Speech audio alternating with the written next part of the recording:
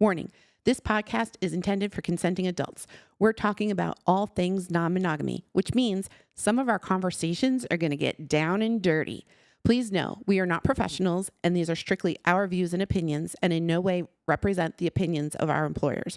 We respect others' opinions as we know everyone in the world of non-monogamy does it differently. Hope you enjoy.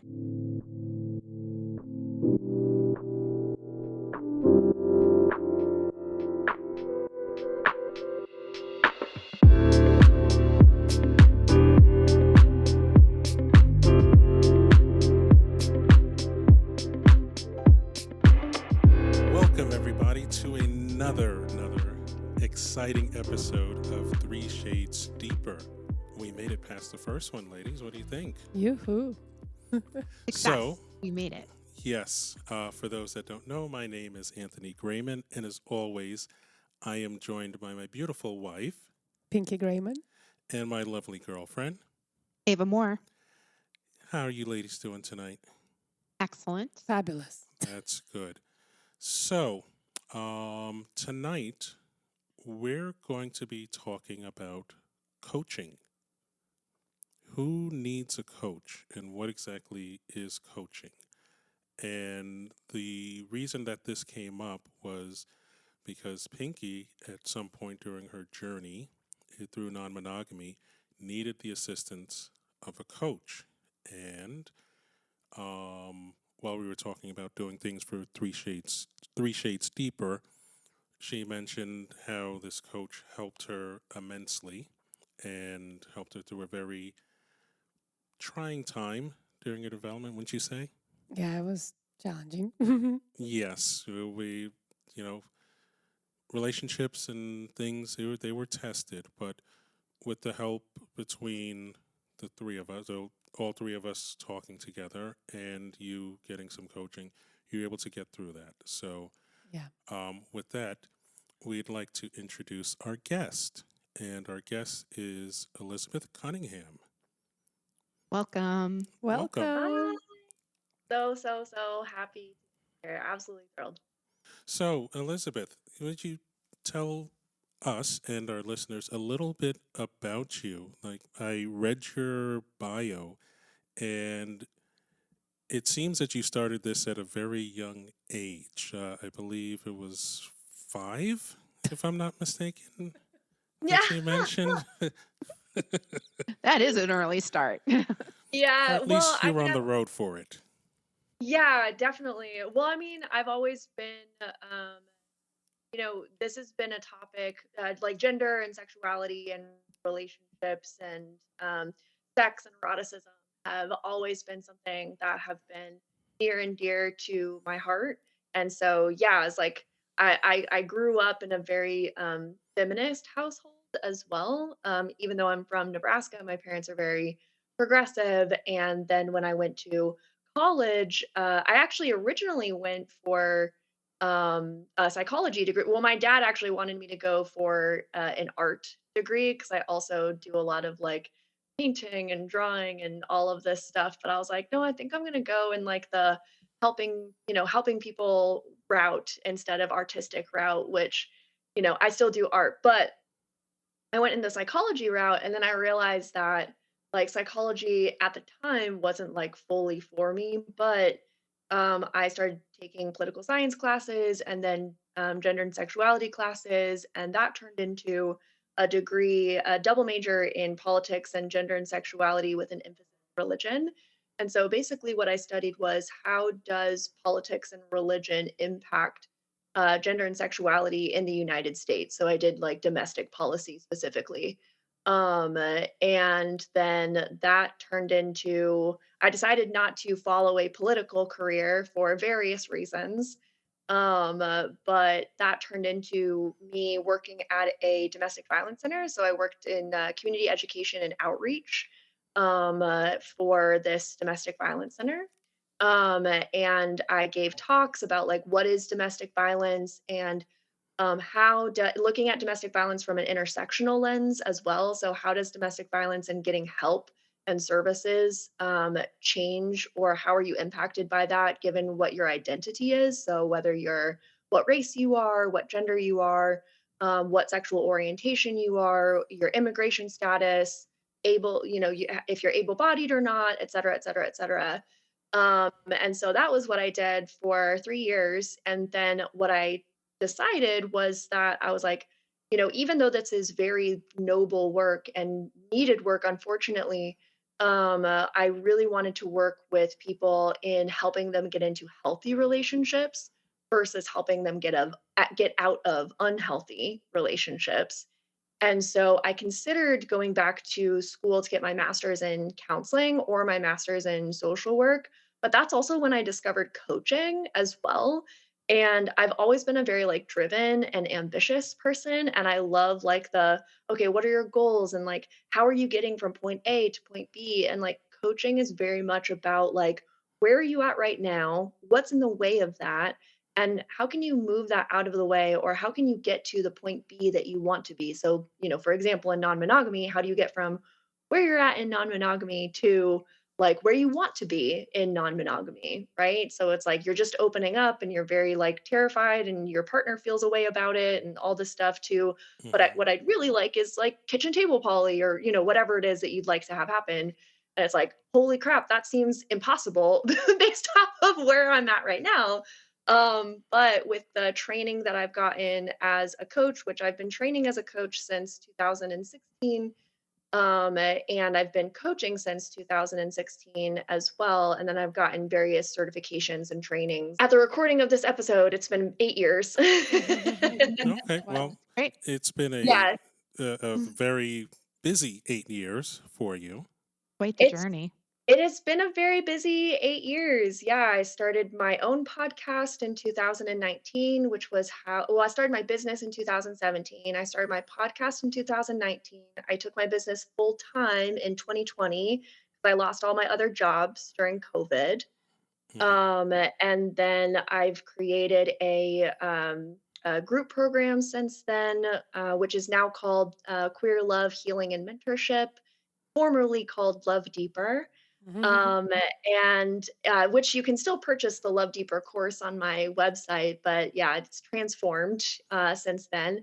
And I've also created a certification program. It's called Love Mastery, and it is to specifically to certify queer and non-monogamous coaches, or people who want to work with queer and non-monogamous people in their relationships. And one of the reasons why I made it was because I've had to there isn't there's one other program that I know of that it comes close to what I created, but everything that I've had to learn so far inside of how to help people in LGBTQ and also non-monogamous relationships has been pulled from multiple sources over, I've been doing this for 15 years now.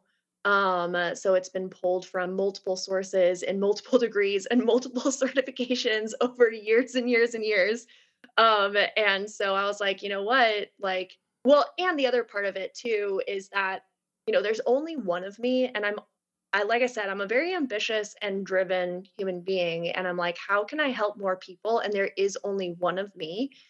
And so, how can I help people who also want to be relationship coaches and get the information and knowledge that I have gotten without the amount of money that I've spent and the amount of time that I've spent doing it. Sure. Getting the most bang for your buck, for the Mhm. most, for lack of a better term, Yeah, yeah. And it was also something where like, how I do business is that I'm really looking at like what do my clients need, like what's next for them, and can I provide that? Can I create something for that?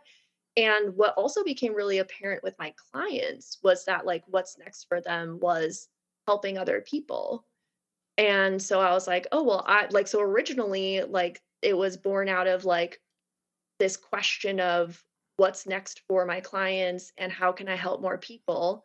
And then it kind of turned into this whole like, well, and also there's nothing really else like this, specifically like this out there, especially since I have a business development side of the program as well. Like, okay, how do you actually get clients now?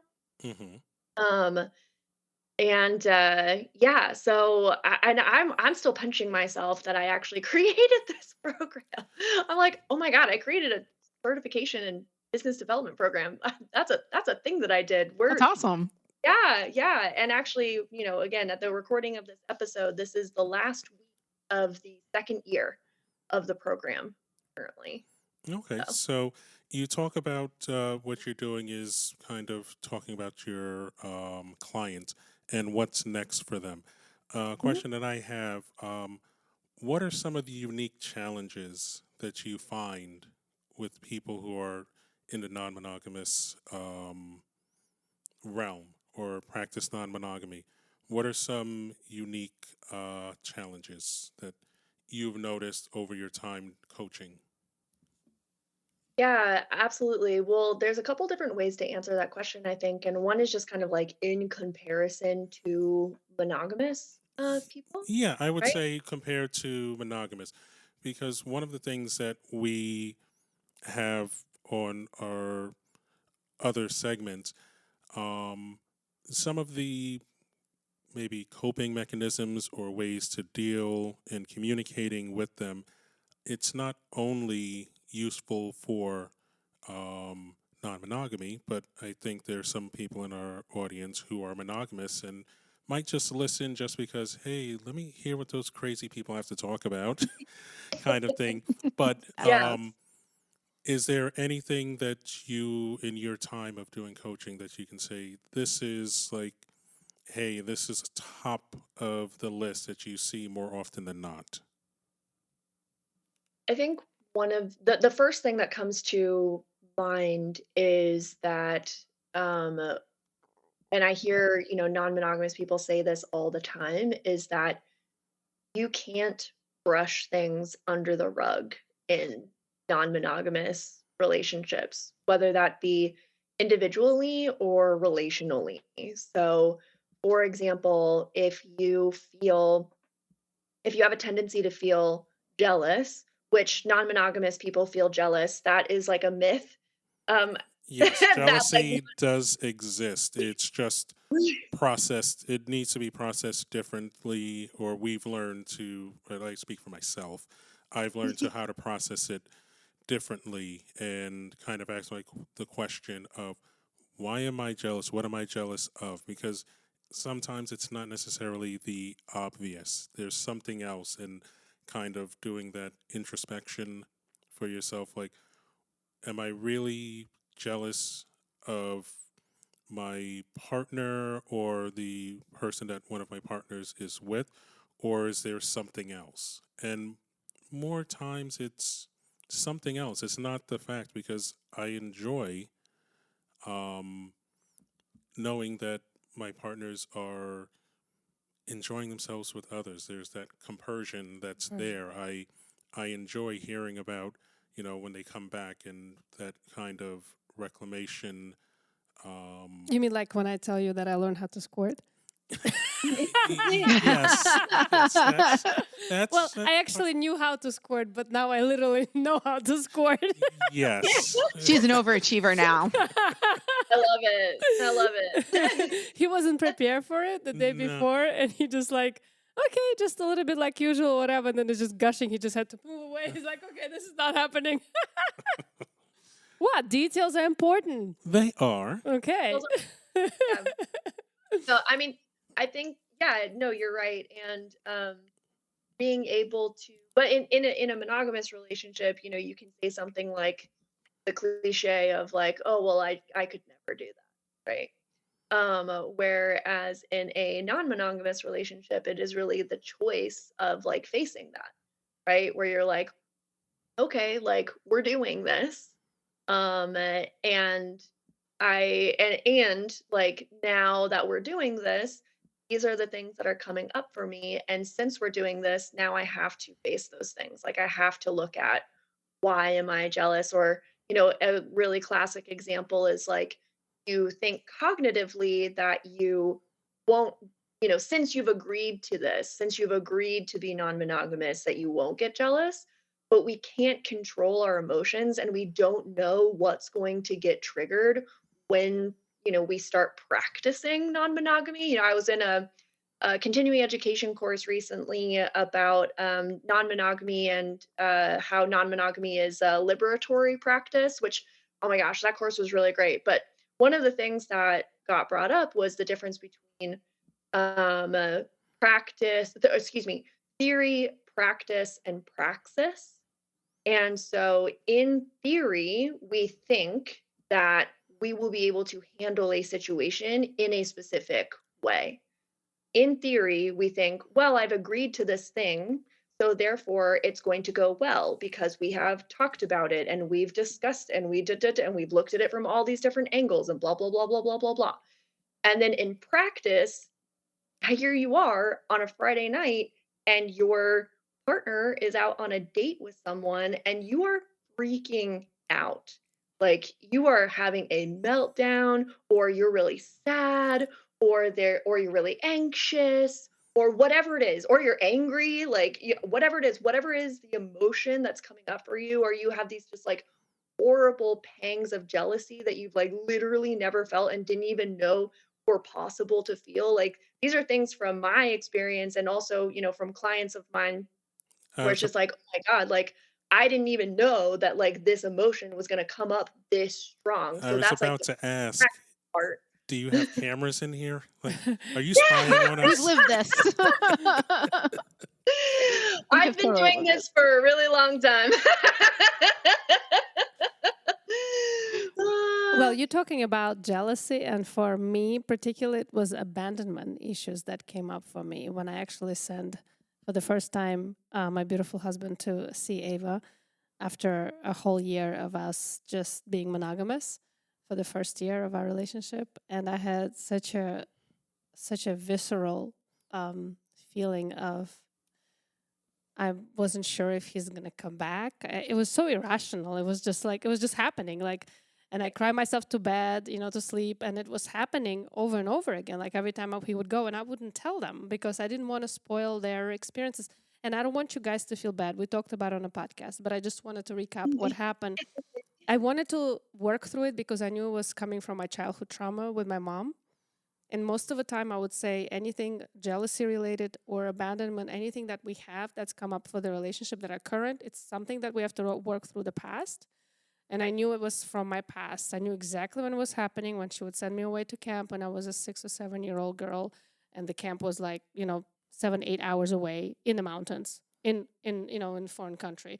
So it was just like so visceral, this aspect of not being connected to somebody who I love and touch him when I wanted to touch him at night. It was just so painful. And I had to work through it myself. And not to say that it might never come, it hasn't been back because I worked through it because we were healing this child of mine together, all three of us, with constant him coming home and telling me, I have lost the receipt. I cannot return you to a store, okay? So that's it. I only marry once and that's it. So it's that kind of like feeling of comfort and feeling of knowing that he's going to show up no matter what. It was just so healing. And I feel like we also have roles that we play at home, like with him and I, we just have like this kind of playfulness around ourselves, like we're kids. And it also helped because I have this 6-year-old child that needs attention, and he's constantly giving me that. Not constantly, but like just healing my wounds by being present, by hugging, kissing, and just like showing up constantly. It was just so important. So beside, like you talked about jealousy, but I know there's other layers of different things that might come up, and you just don't know what's gonna come up. And I never feel jealousy. Like maybe it one day will come up, but it has never been jealousy for me. It's abandonment. So I don't know. It's kind of like weird. Yeah, well, totally. I mean, and the original question was, like what are the unique challenges that are faced by non-monogamous people? And I just use jealousy as an example, but like kind of the root of that is that what I was saying is that, when you enter into a non-monogamous relationship situation, whatever it is that it looks like for you specifically, you are going to go from theory to practice real quick. Mm-hmm. And so when you're in a monogamous relationship, you can theorize about what it might be like, or what you can or can't do outside of the confines of your relationship. But in non-monogamy, you're actually like, well, I'm gonna find out. Hold Very my honest. hold my beer. Right. And so like so you Yeah. go from theory to practice, and anybody who does that in any area of your life, it doesn't matter if it's relationships, it can be at your work, it can be with parenting, like going from like being a not parent to a parent, goes from theory to practice real quick. Hmm. Yep. And so like there's so many and so that's like that's one of the ways in which non-monogamous people are dealing with things differently. And that's why I said like you can't sweep things under the rug. Like in theory, you can paddle things away, and be like, "Oh no, I would never. That would never happen. I would never do that. We're not like that. No, no, no, no, whatever." And then you practice, and you're like, "Oh, I guess I do have these wounds of abandonment that are like more deep than I thought, or I do have this jealousy that I didn't think that I would, or I did, or." We're talking about things that we don't like, but sometimes what happens is like things come up where you're like, wow, I really liked that. Like that was amazing.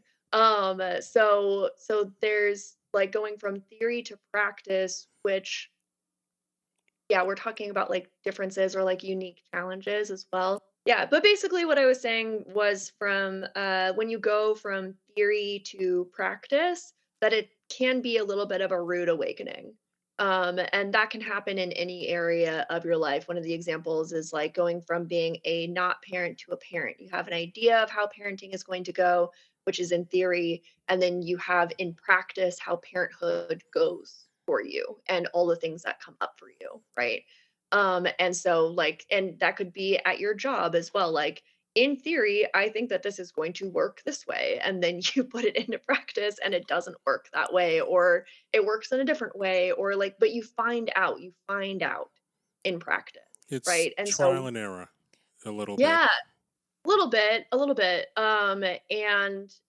So yeah, so that's one of the differences between monogamy and non-monogamy, is that, you know, you're not theorizing about how your relationship might go inside of like opening up, like you're actually doing it. A unique challenge that non-monogamous people face as well is also currently inside of like social dynamics or family dynamics, since non-monogamy is still it's more mainstream than it was, but certainly not like widely accepted. So there's also the idea of, who do you tell that you are non-monogamous as well? And and if you can't tell certain people in your life, then how does that impact the actual practice of non-monogamy for you? And how does that impact you internally? Like, how does that impact you on a day-to-day basis, or week to week, or month to month, or however it might be, or around holidays, or like how you have to, because some people, because of how secret non-monogamy is for them, it impacts their day-to-day life, Hmm. Yes, because they're not able to Sure does. talk about it. definitely. Yeah. I also wanted to add a little bit towards it. I've been in a long-term relationship with a monogamous relationship for 17 years, and it is so much easier to sweep the problems under the rug because you're just dealing with one person and you can just avoid as much as you want to. It's so much easier. Like, let me go and do some dishes. We're not talking about sex. We're not going to talk about sex. We're not going to talk about sex. I'm going to go and do dishes. So it's kind of like that aspect of, I don't know if I make sense. Or go It's see Jim.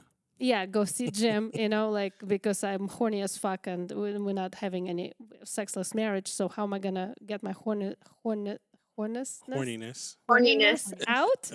Yeah, I'll just stay there for 3 hours and salivate over the other dicks around me, but that's okay. Yeah. Uh, No, it's so true. And I have couples who, and I don't just work with couples, I work with, excuse me, all sorts of different dynamics. But in this example of like there is a couple, there is a monogamous couple who's opening up their relationship. Yeah, a lot of like past relationship wounds need to heal first because they just didn't talk about it. It was just like a no, we don't talk about that, or like it's fine, it's whatever, or like, oh, it's not, it was so long ago, it's not a big deal, or like sometimes this is a concept that comes up in coaching a lot is like the difference between something being complete and being complete for now. So a lot of the times things are complete for now unconsciously. What that might look like is, you think that a conflict is complete, but then when you open up your relationship, now you're looking at that past conflict through new eyes, through a different perspective. And now you're like, wow, I never looked at this past conflict that way before. And so now I'm re triggered. Sure. Mm-hmm. And so now we have to like go back and get complete around this new thing that has been triggered around this old conflict, which is a completely normal thing to have happen in any relationship dynamic, but that's certainly a unique thing that comes up in non-monogamy as well. Or even like individually too. One of the like if you're coming into non-monogamy as an individual, which is what I did, um like when you're coming into non-monogamy as an individual, there can almost be like an identity crisis. Not to say that if you're in a couple there isn't an identity crisis, but certainly for people who are single there can be like an identity crisis, where it's just like what does this mean about me and who I am and how I operate in the world and how people see me. I think when you come from the couple, you're focused on the couple.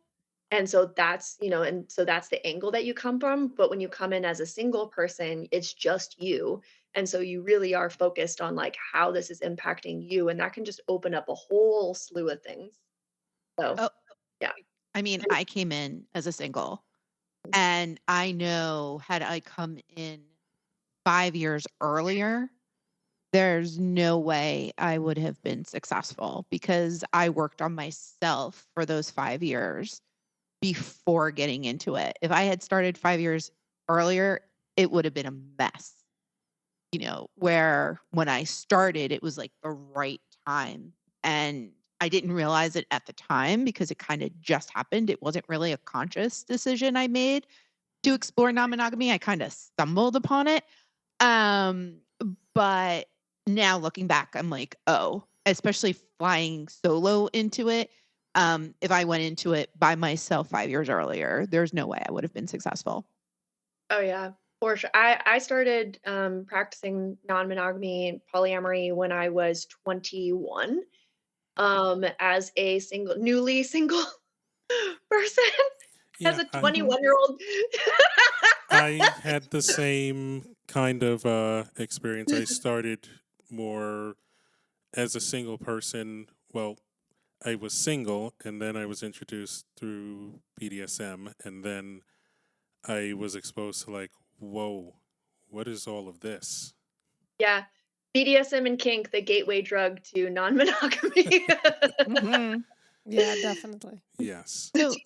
So I have a question. There's all different types of help out there, right? There's coaching, there's therapy, there's peer groups that we talk to. Can you kind of differentiate between the three, and how do we decide what the best approach is for us when dealing with certain situations? Yeah, beautiful.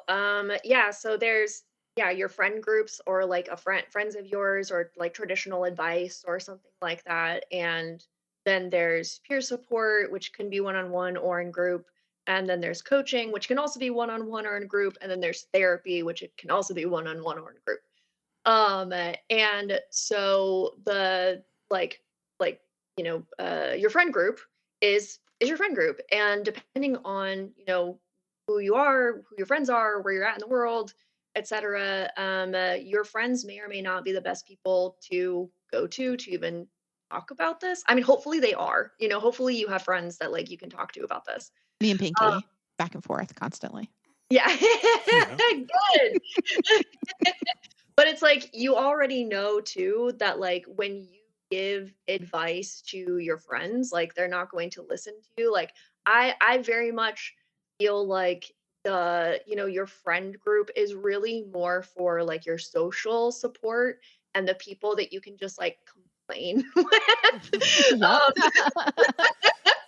And also like check things out too, like, hey, like, is this normal for you? Like, how do you like, I felt this way the other day. Like, do you ever feel that way? Like you kind of just like check things out You're together. bouncing it. It's like you're throwing it on the wall and seeing what sticks. And Right. particularly being non-monogamous, and you don't know your friend speaking with this, you're kind of like, hey, yeah, what would you think if you ever went to a swingers club? And, and Right. then you might be surprised and you'll be like, oh, yeah, no, I was just thinking about it. I was just joking. I didn't really Yeah. mean it.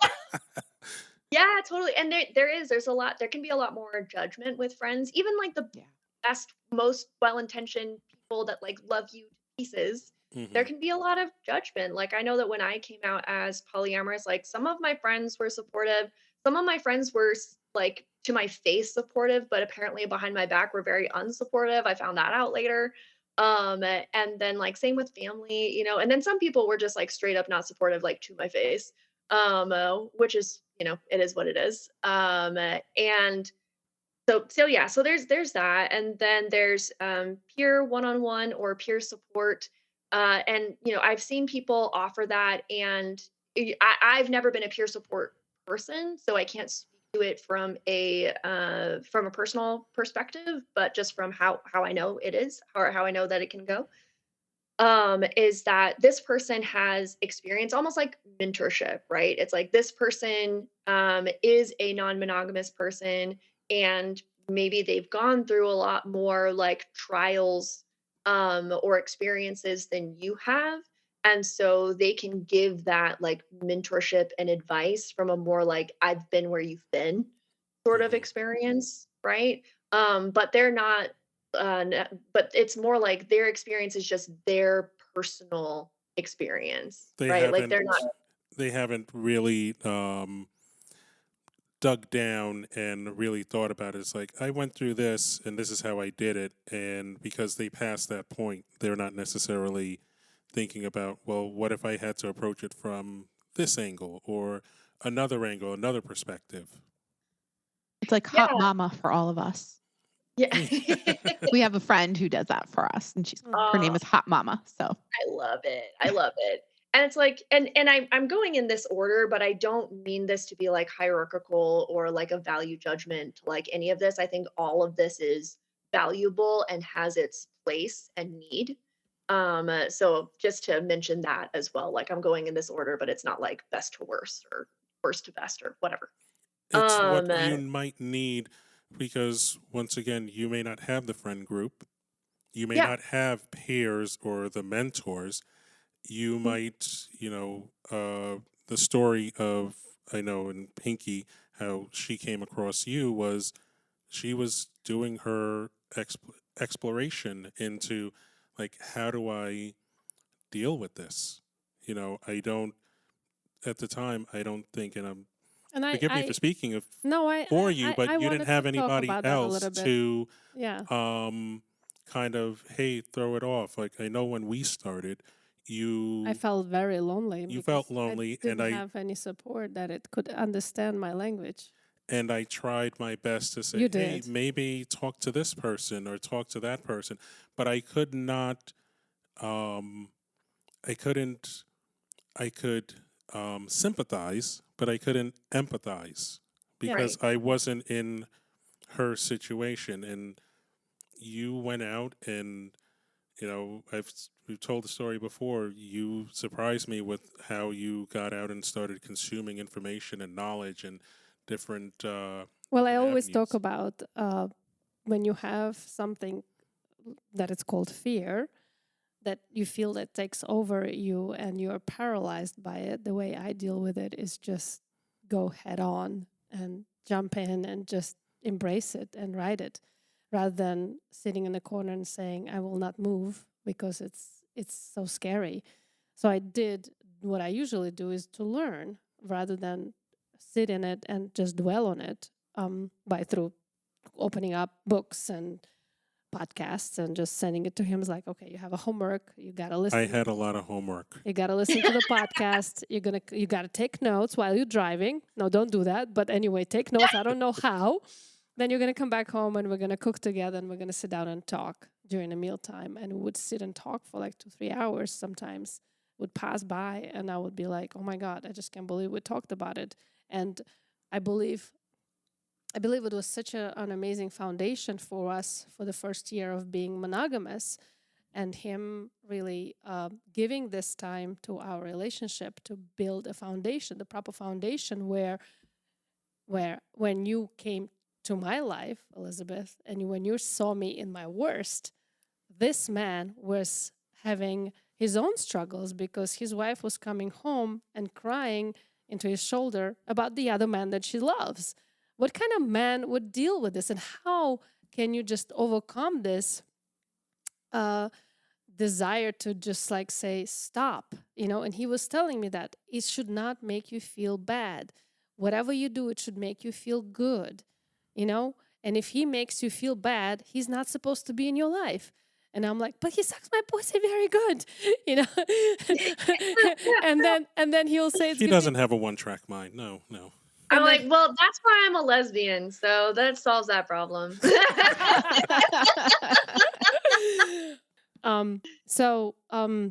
The whole idea of how many women actually do climax orally, the percentile, the necessity of that, and how men sometimes misunderstand the whole idea of needing to do this procedure first. So long story short, yeah. Long story short, it's a journey for all of us, and I was at my worst when you came into my life. And I remember the one particular aspect when you told me that he bruised your ego because he chose to walk away from it. And I'm like, oh, that's so true, because I have never, most of my relationships, I was the one who was walking away. So it was my first ever feeling of being left out. And I'm like, that's just not really good. Not a good feeling. But it's okay. So long story short, we've learned from it. We've grown. But the whole idea of them both supporting me through the experience and us learning how they're doing the relationship differently from me. Like I'm more of, oh, let's sit down and talk. Let me see. I'm a sapiosexual goddess. Get into my head first, and then everything else is gonna flow. And for them, it's a little different. It's somewhat important, also, of course, intellectual stimulation. But they go to parties and they just do this kind of aspect that I cannot fathom, in my brain. And everybody does it differently. That's the beauty of it. Exactly. Everybody does this differently, and that's one of the differences as we're talking, the differences between talking to your friends, talking to peer groups, and finding the value in coaching that you do, Elizabeth, where Right. I don't think that, and tell me if I'm wrong, Ava, I don't think we would have connected that, hey, this is her, Pinky is feeling that she's the one that's being left. Somebody's walking away from her. I don't know if we would, and even if we did come to it, it might not have been as quickly as you did, Elizabeth. We would have never been able to come to it, one. And two, emotions were so high, I think, that we needed someone who was not emotionally involved in the situation. Like she was emotionally all over the place, talking to me constantly. I was watching her, what I thought was hurting Anthony in the process. Yeah, I was hurting him. I was emotionally distraught over the fact that she was potentially hurting him.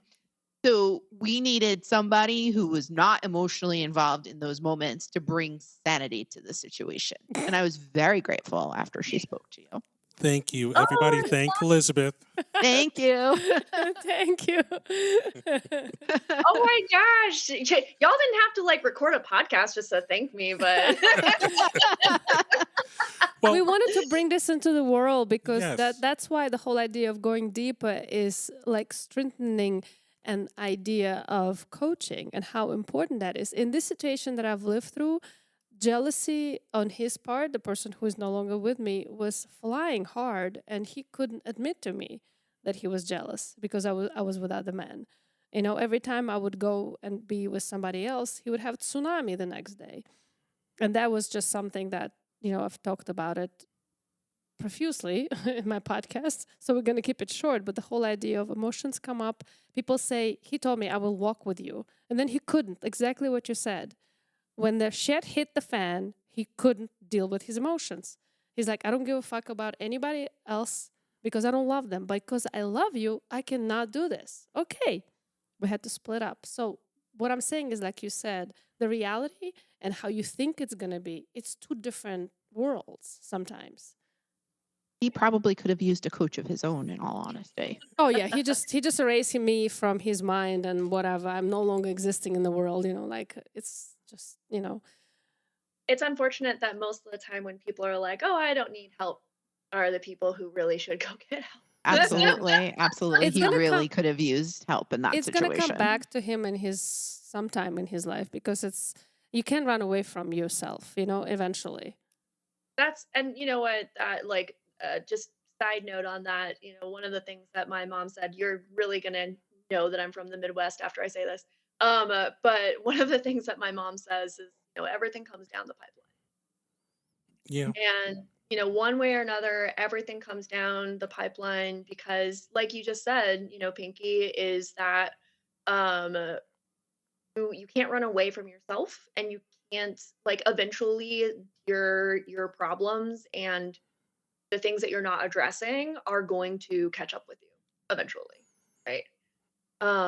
So yeah, I Hopefully it's not agree. going to be when he's in his 90 years of age dying and like, fuck Pinky. Well, Not your problem. not your problem, exactly. Like, I also heard something recently that was like, some people aren't here to evolve. Yes. Yeah. Oh my Right. God. I love that. I heard that too. Some people are the NPCs. They're the non-playable characters. Oh and my God. I love They're that. just, they're just, I used to play video games a lot, and, as much as like, hey, that character is cool, their job is to just stand there and walk across the street or drive the car, and you bump into them all you want, and their programming is what it is. It's not going to, you can't interact with them. He Yeah. was only there to eat your pussy, Pinky. That was it. Everybody's here for a reason and a season, and that was that. All right. And I know. also, now here we are. Like, if that would not have happened with this, we wouldn't be here doing this. So there you Exactly. go. Reason and a season. All right. So, well, and also, like, using that example inside of, your friend group or your polycule versus, peer support versus coaching versus therapy. It's like, your friend group is going to be like, that guy's a dick. Like, I said like, that. yeah, like, and that's great because, like, your friends are, you're showing that support or whatever, but it's also like, and that's the type of support that friends give, right? Where it's just like, yeah, that person sucks. Like, I completely agree. You should be angry at that, da da da da da. And then, like, a peer support person would, I don't know what they would say because they might not ever have come across that situation before. So maybe they would just give advice, or maybe they would be like, hey, you should go get coaching or go to therapy or something like that, because it's like they're just there to give you mentorship and not necessarily there for, like, processing through those deeper emotions, right? Where a coach like myself entering into the situation is like, what I'm trained to do is, and in my specific training, and all coaches are trained differently. And also, like, I have a whole rant about how unregulated the coaching industry is and how you really, really, really, really, really, really, really, really need to check on coaches' credentials and why they call themselves a coach, because anybody can say, I'm a coach in this. Anybody, because it's unregulated. Yes, So and I really think you have cameras over here. We're doing this remote, but that was leading into another question that I had. I think really? you're reading over my shoulder. So, besides you, because, well, it was leaning into two questions, but I'll go with this one first. You're only one person and you're a coach, Mhm. and with you developing your program to train other coaches, to train the trainer, so to Yeah. speak, or what should somebody look for in a coach? And you were Yeah, touching on that, but that was going to be a question that I totally. was about to ask, and you just went right in on it. And I'm like, I didn't get to ask the question, but go ahead. Yeah. Well, and so and I'll finish the thing about the therapy though too. Like the difference between coaching and therapy is training. One of the differences is training. And therapists are going to have um generally going to have more training than a coach is going to. But you just need to, with a coach and a therapist, you just need to look at what is their background? Why are they a coach and a therapist? What are they trained in? These are questions to ask anyone who you're, because you should try on coaches and therapists, like if you're going this route, right? And ask them questions like, where was your training from? Like, what are some of your philosophies? Like, what modalities do you use? Or like, how would that impact our coaching together or our therapy together? Da, da, da, da. So definitely look into people's training. And then, yeah, so your question, so the next question was about, sorry, can What you are repeat they? your No question? problem. What do you? So those that are interested in coaching, besides having you as a coach and going to your website and saying, "Hey, I want to be coached by Elizabeth," what if they can't get to see you, but they need other things? What is it that they should look for? And I think you covered some of it, but if there's anything else, the training credentials.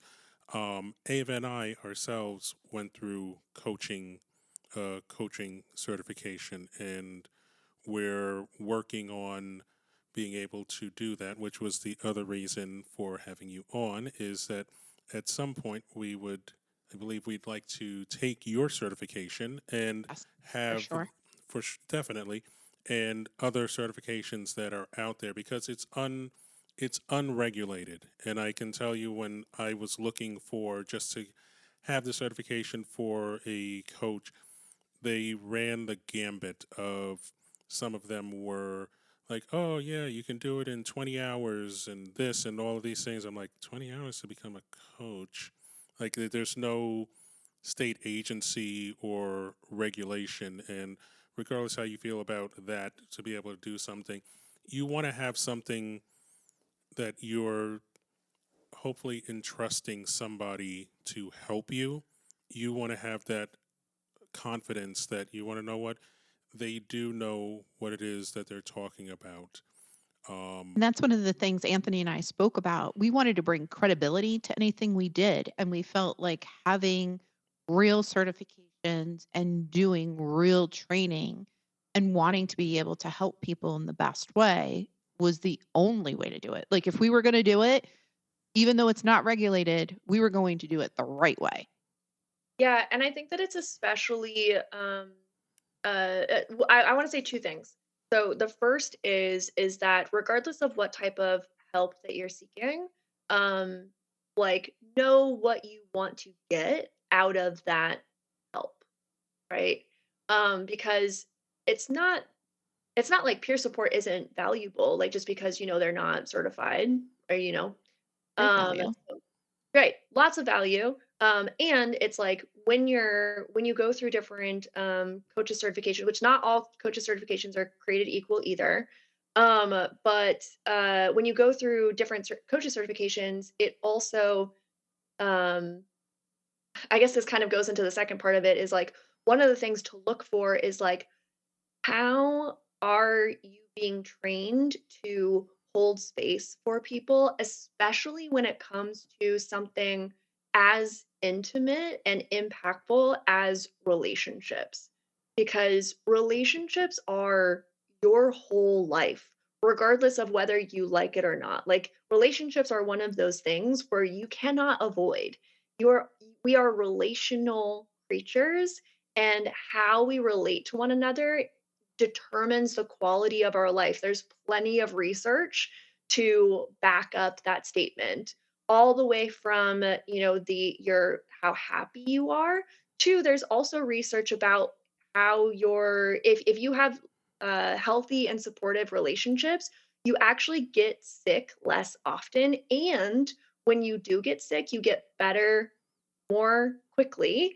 And also, you actually, and this is bananas. If this hadn't have been certain, like, like studied, I probably wouldn't believe this. I'd be like, you're full of it.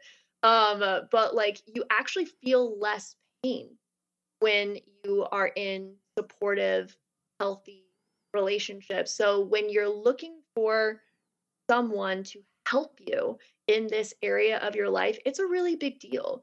And also, we have a lot of trauma in this area of our lives as well. And so what I do not have the current qualifications to certify anyone as a trauma informed coach, although eventually I would like to have that qualification to be able to do that. But right now, what I tell my coaches is to go get trauma informed, like to go get that type of certification, so that way you can understand how someone's past trauma impacts how they're being now and how that plays into how they are in relationships and how that impacts how they get to be in relationships as well, because that is a huge factor in like the type of care that you would give someone, right? So I can't currently certify anyone as a trauma informed coach, which there's a difference between trauma aware, trauma informed, and like a trauma therapist. Like trauma therapist is a completely different thing that you would have to go to like a accredited, school for, and get like your master's or a PhD or something like that. So being trauma informed, or I have another coach friend of mine, and they call it trauma responsive, which I really like as well. And basically what it means is that if you have a client who has past trauma, then you know how to respond to that.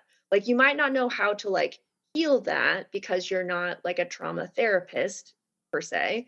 But you know how to respond to that. So that's one really, really, really big reason to go into to get a certification, because your relationships are are everything. They are And everywhere. it's a huge responsibility, and it drives me absolutely, here's my pet peeve.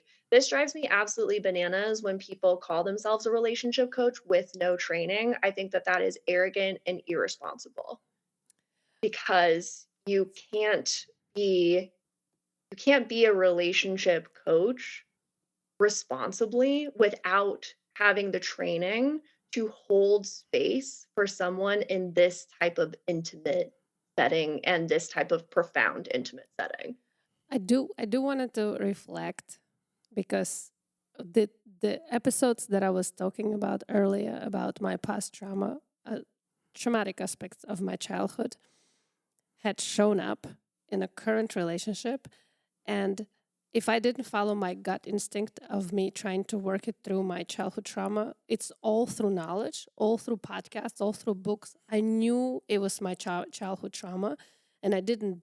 I could have just completely. We wouldn't be here now. Literally, like he could have come home from the first time he went to see Ava Moore, and I'd be like, I can't do this. That's it. I'm sorry. This is not happening.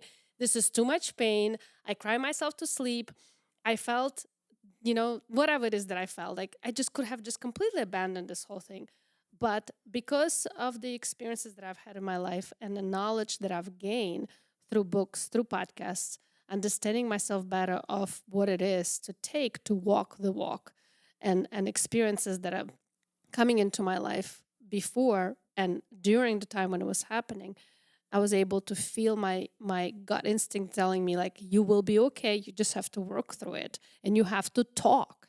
Communication is the way to go through this with your partner, and not to say that it's been hard.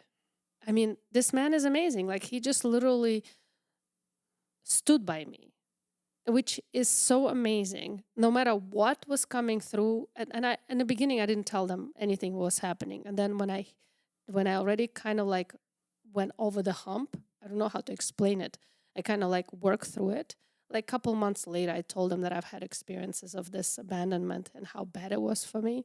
And they both felt bad. And I didn't want them to feel bad. That's the whole idea why I didn't want to tell them in the beginning, because it's my shit and I need to work through it. If you're jealous, you have to work on your shit. You're the one who has this aspect of something that it triggers in you and that triggered in me. And I didn't want to put it on them because it's my shit that I need to work through. But Yeah, well, it's also it's both and, right? Like both. Yes, jealousy is your stuff, and can work on that in relationships and communally and with other people. Um, and to your point, Pinky, like, yes, you can gain a lot of knowledge from books and podcasts. And I would also argue that that is it is not very common for people to be able to, and knowledge is healing to a certain extent, right? But as we were talking about with like theory and practice and putting that into praxis, right? So you heard the theories, put it into practice, and you came into your praxis, which is the conclusions that you draw and how you put all of that together. And luckily that really worked for you. And also with every single thing, and I don't want to use absolutes with everything, but I think this is every single thing. With every single thing, there's always another layer. There's Yeah, always it is. Yeah. right. There's always something that can go deeper, and I think that's when it comes to mental and emotional health and well-being. I think one of the things that gets overlooked by a lot of people is that since you only know what you know and you don't know what you don't know and you don't even know what you don't even know, you know, you can only operate it off of what you know. And so then your ego and your hubris is going to say, I already know that. So I don't need blah, blah, blah, blah, blah, blah, blah. Or I already know that, so I'm good. But you don't realize the impact of, you know, or you don't realize the impact of the things that you don't know in any given situation. And I also don't want this to be like doomsday, like you're never going to reach the bottom and you're always going to be searching, and which you totally could. You could devote your whole life to having self-actualization and just keep going down, down, down, down, down, down, down. And like inside of coaching and therapy, what I often find, and I guess I'll just stick to coaching since I'm a coach and I'm not a therapist. But inside of coaching, like what's available are the next layers of the onion, and then the next layers of the onion, and also the tools that are gained in coaching and actually working with someone and not just listening to podcasts or reading books, which again, great thing to do. But when you actually have someone who is like, who can see your blind spots and then point them out in a way or lead you through something in a way where then you see them, because that's also the difference between coaching and advice. Advice is everyone can see your blind spots, right? Like one of the things that happens in coaching is that someone will have an epiphany moment, and then they go and they tell their partner and they're like, oh my God, guess what I just saw? Guess what I just figured out? Guess what? And they're like, I have literally been telling you that for like 10 years. Like, cool. I'm super glad that you see that now. I'm very happy. I am going to go be mad, and then I will come back and celebrate with you. I think they're totally laughing at me right now. yes, because it is, but it's also in the terms of coaching and going through that scenario, is you can tell somebody something. If you don't have that connection, which goes back to selecting a good coach, if you don't have that connection, all three of us could tell you the same thing, but it depends on who you have that connection with, It or they resonate with you? it depends on who, but it also depends on how as well. Because the thing about coaching, and this goes back into like how you were trained, is that you learn how to lead people to the water so that they can see the water. Advice is, look, there's water, go drink it. Coaching is asking questions like, how do you feel right now? I feel What do like you it's never ending road that Yes, I didn't want people to think like, oh my God, I'm all like resolved and healed and whatever. It's an everyday journey. Like yeah, things come up, shit come up.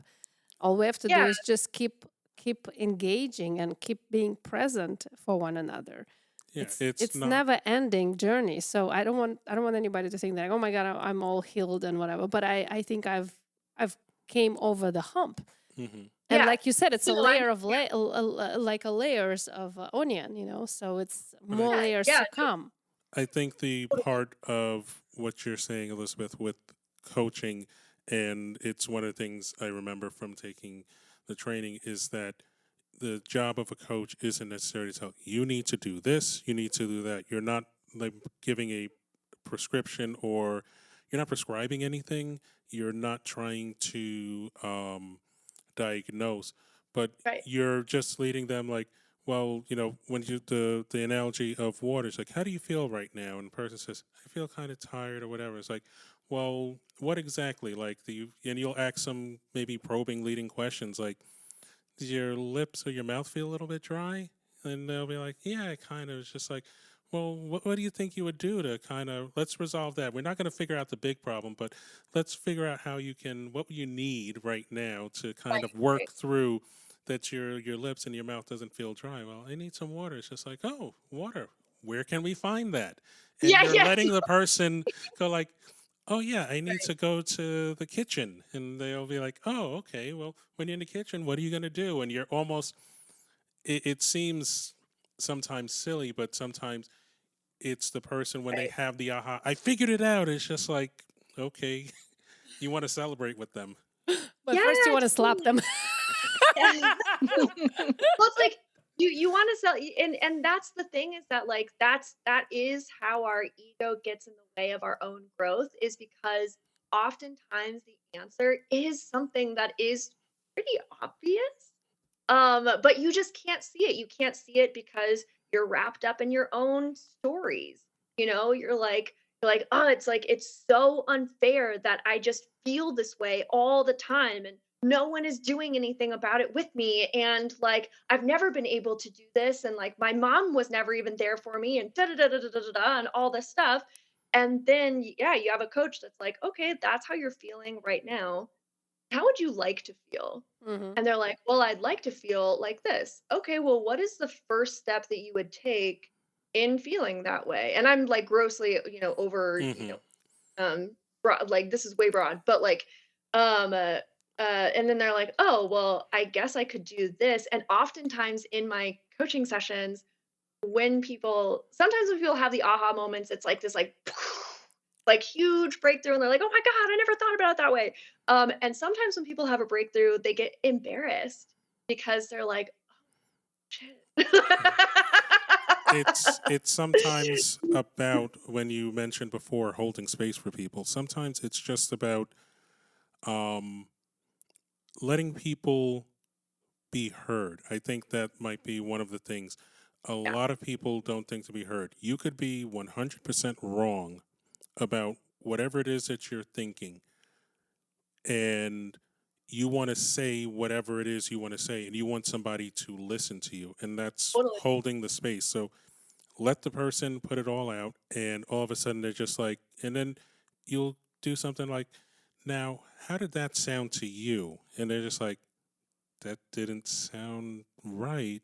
That something's wrong with that. It's like, okay, I'm not telling you you're wrong. I just, what does it sound like to you? And it's a part of um, that, giving that person that self-respect, that keeping their self-esteem. Like, hey, I was able to figure this out Totally. on my own.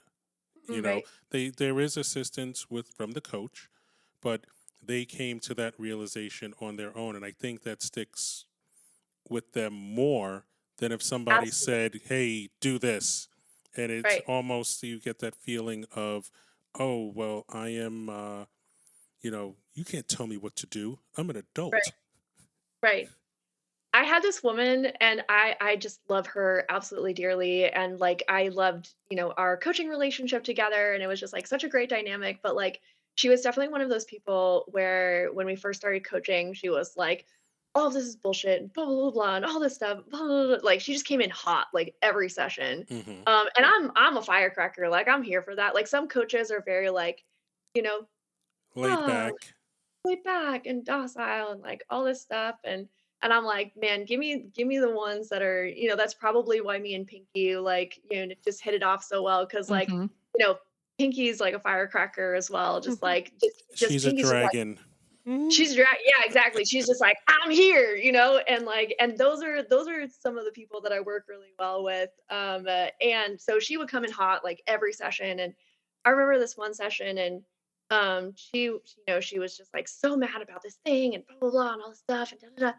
And then it was like, I walked her through a process, and after the process, she kind of like calmed down, and then she like kind of had that aha moment where she was like, "Oh." She was like, "Well, I guess I just need to do this, this, and this." And I was just like, "Yeah, great." And she she looked at me, she goes, "Well, you could have told me that." And I was like, "Girl, if I would have said that, like think about 45 minutes ago when the session started, Mm-hmm. how would you have responded if I said that 45 minutes ago?" She would Sure. have And she told was you, like, go to hell, whatever it right, is. she was like, "Yeah," she was like, "I would have told you to F off."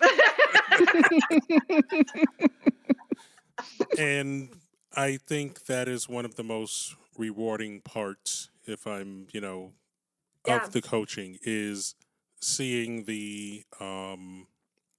seeing the impact or seeing the results of what you're doing. That aha moment. I think that's probably one of the most rewarding parts of being a coach and seeing this. yeah, honestly, like, that was when I was working at the violence center, there was a thing that I gave, and so, it was a training, so it wasn't coaching necessarily, but, like, it was one of the trainings that I was giving. And I can't remember if it was on intersectionality specifically or if it was like specifically one of the like LGBTQ plus trainings that I did. But anyway, I digress. I worked at this domestic violence center in Kansas, and so a lot of the volunteers that I trained that would come in were like little old white ladies, who, this is how they wanted to like give back to their community. It was like, volunteering at the domestic violence center. And so, but there's this woman, just little old white lady, and she was sitting there, and like all of a sudden you saw, like I saw her have this like light bulb moment where it was just like what I was talking about and how I was talking about it completely shifted how she looked at um what other people go through in relationships, right? Hmm. Who aren't like white and hetero and American, right? And like it just like you saw it like in her face. And then after the training, she came up to me and she was like, and it was about her son. And she was like, "I need to tell you that my son is gay, and I have never understood why he was gay until today, and I feel like I can have a relationship with him." Wow. Fresh on my skin. And I was just like, this is what I'm going to do for the rest of my life. Mm-hmm. That's awesome. Like, this work is so important. You want to make a difference, and Yeah. from hearing Mhm. just the few stories you briefed on, it seems that you have. So we want to thank you for the Yes. work that it is that you are doing, that you continue to do and that you will be doing. And speaking of the work that you're doing, if anybody is interested in learning, in uh, being coached by you or learning what it is that you do, would you share how they can find you? Yeah, absolutely. So I have a website. It's ElizabethAnnCunningham.com. So that's Elizabeth with a Z, Ann without an E, and then Cunningham, just exactly like it sounds. Common spelling. Mhm. We will have all of this information in the show notes and Oh, great. other things as well. But Yeah, so ElizabethAnnCunningham.com. ElizabethAnnCunningham.com. And what you'll do is you can click on the coaches certification tab and sign up for the wait list. The coaches certification program starts every year in February. So we're past the enrollment date for this year. Sorry, But guys. sorry. But you'll be but on the wait list for next year. But you'll be on the wait list for next year, and you can apply at any time. You can start the application process at any time. Some people, depending on, and there's different factors in the application process. Sometimes it takes a week, and you're good to go. And sometimes it takes like a month or 6 weeks to like move through everything in the application process. So it really just depends on what comes up. So it's better to start that process sooner rather than later. So get on the wait list. Also with the wait list, also if you're on the wait list, you don't need to apply. You can just be on the wait list, and then I'll tell you when the like open enrollment starts for it, which is in October. Okay. I was like, words English.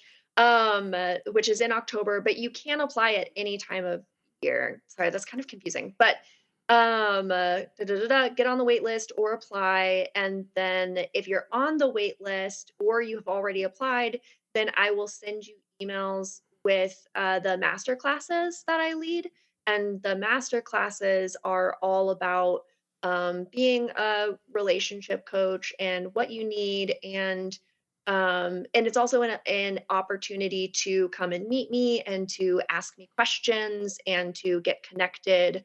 I'm very, very, very big, obviously, on relationships and connection. So please, come to, things that I host so that you can meet me and connect with me. And the other thing about the application process, too, is that what will happen is that we will get on a call together to make sure that it's a good fit for you as well. So you have plenty of opportunity to ask me questions and to make sure that you're in the right place, and to get everything squared away, before we start. Some people it's like, oh, I definitely want to do this. Here's my money. Let's go. And some people it's just like, you want to ask more questions. You want to get to know me. And so I would love to the Making chance to get sure to that know it's you. a good fit. So, Yeah. How long is the program? Important. Yeah. So the program is 9 months. So is it 9 months or 10? Is my math off? 10 months. Sorry, 10 months. I was like February to November. That's 10 months. And there's a break between. So every summer we have a summer break where we take a month off, which is why I said 9 months and then corrected it to 10 months. Mhm. So it's 9 months of actually being in the program and 10 months total from beginning to end. Mhm. okay. And I think if other people want to hear more from you, we always like to highlight other people we enjoy listening to. You actually did an episode with Emma and Finn. Yeah. Yes, Yes, that I was did. episode 263 on normalizing non monogamy. So if you Right. want to hear a little bit more about Elizabeth's story, Origin story that we actually did not dive in we so didn't much dive in, but you want to get a little bit more information and find out us a little more peek into who she is as a person, we definitely recommend you listen to M and Finn Normalizing Non-Monogamy, episode 263. So, Yeah. any last thoughts, Ava? Just thank you so much for helping Pinky to navigate through her trials and tribulations, because even though you were working with her directly, you really helped all of us in the Yes, process. thank you. Yeah. Yeah, no, absolutely. Well, that's the other amazing thing about this work is that it has a ripple effect. Like you aren't just helping one person. You are helping an entire community. That's so amazing. And For sure. actually, the whole idea of this podcast is it's my baby. And the whole idea of bringing unity and community and just bringing people together and to share the knowledge, bring back the aspects of what I've lived through when I was struggling on my own, just like what you were talking about. Why did you design this particular 10 months Program? workshop Program. training? You did not find the sources that you felt like there were too many sources from different directions, but you trying to bring it all together. And I wanted to do the same in terms of bringing people together. It doesn't matter where you come from, as long as you're practicing ethical non-monogamy, whatever you want to call it, open relationship format. I wanted you to be feeling the love and care that you're not alone.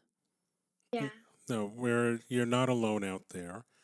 And we want to thank everybody for listening to this amazing episode. And we look forward to hearing from you guys next month. So until next time, everybody, take care. Bye. Bye, everybody. See you soon. Bye. Thank you so much. Thank you. Bye.